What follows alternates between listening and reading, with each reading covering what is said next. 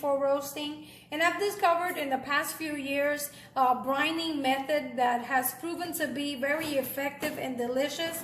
And today I'm going to share with you my recipe for my turkey brine. This year I'll be smoking my turkey and I'll be using a variety of flavors in my brine to inject flavor into the turkey. And a brine is usually a method that we use to season and flavor any type of, whether it's a vegetable or a meat, to preserve it or cure it, or in this case to flavor it.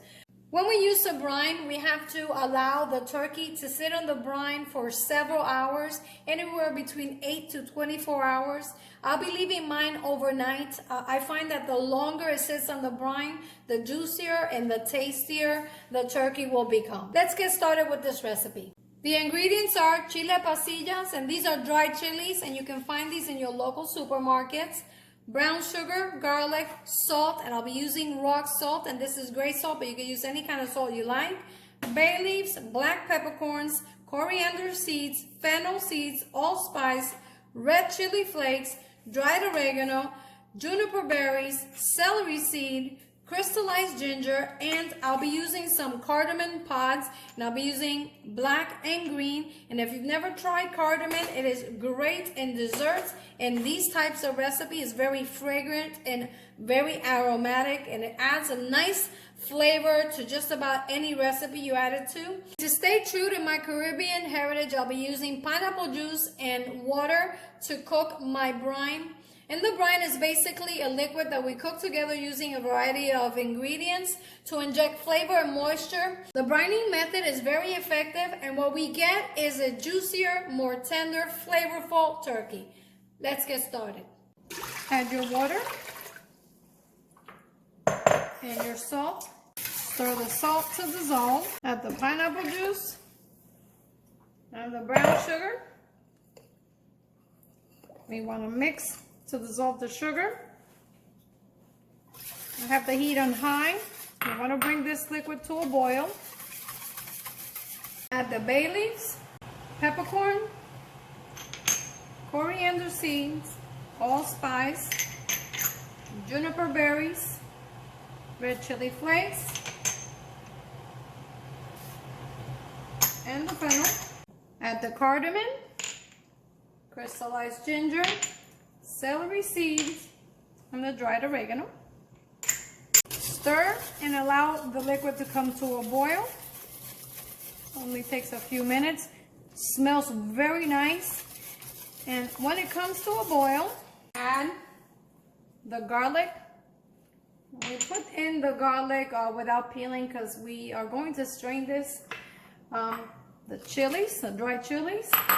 And since I'm going to be making apple tarts, I'm going to be using the skin of the Granny Smith apple. I'm going to add that too. And we're going to allow this to come to a boil. Add some celery. Remember, these are all aromatics and they add flavor. So there's really no right or wrong when it comes to these brining liquids. The truth is that the more ingredients you add, you know, the better tasting your brine is going to be. And ultimately, that will be the flavor that will be infused onto your turkey. So our liquid is almost coming to a boil. Once it comes to a boil, we're going to turn it off and we're going to set it aside and allow it to cool. Now, this brine can be made days in advance before you need it, and it can be kept in the refrigerator, covered. You can make it up to 3 to 4 days in advance if you like. And when it comes to a boil, we're going to turn it off. Once the brine is cooled, we're going to take a nice amount of ice and we're going to add it to our brine. And we're going to make sure we cool it even more. And then we're going to add a gallon of water, and that's going to be enough water to cover the entire turkey. Now, if that's not enough water, you can always add either more ice or water to the pot. We finished preparing our brining liquid. We're ready to brine our turkey. And for that, we're going to need a bucket or a container that is deep enough to hold our turkey. Now, keep that in mind. depending on the size of your turkey. You're gonna need a container or a bucket that's big enough. And I found these buckets at Home Depot. And if you notice on the label, it is a food grade container. Preferably, you wanna use that, or you can use a pot or a tray that's big enough or deep enough. These containers are very handy. They come with a lid, also food grade lids, as you can see on the label.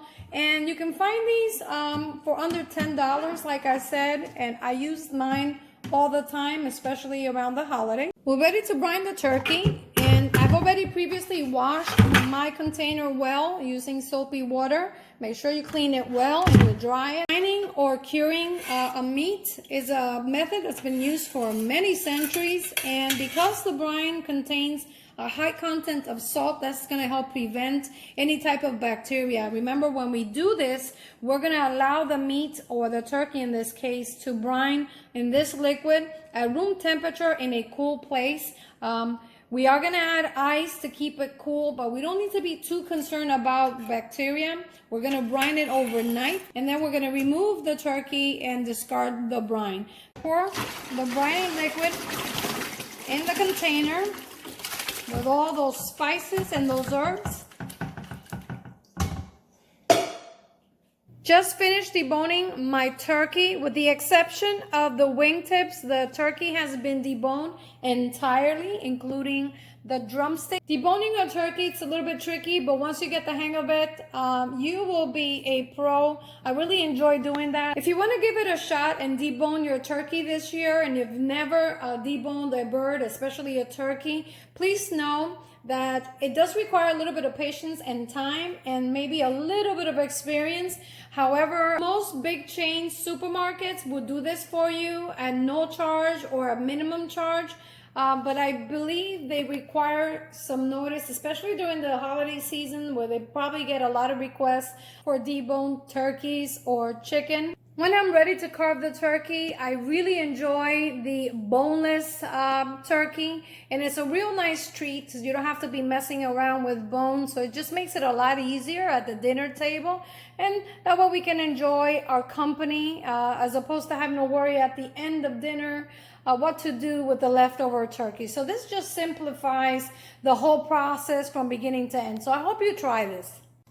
This year I'll be making my turkey boneless and smoked, and I have it here already washed and deboned, with the exception of the wing tips, because the wing tips help the breast maintain their shape. And we're going to submerge it in the brining liquid, breast side down, to make sure the whole turkey is submerged in the liquid.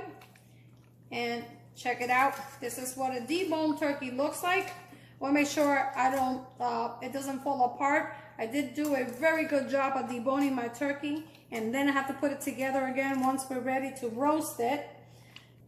I wish I had picked a bigger pan so I could show you. Here's the breast, the wings, the thighs, and the drumsticks. It's absolutely perfect. It was worth all the work.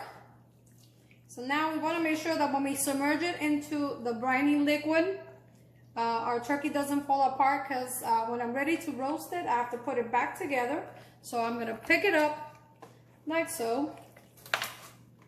And that's what our turkey is going to look like when we put it back together. Finally, we want to cover the turkey with some ice. And that's just going to help keep the turkey nice and chilled. The turkey is fully submerged in the brining liquid, and we've covered it with enough ice. Now we want to cover it, and this cover screws on.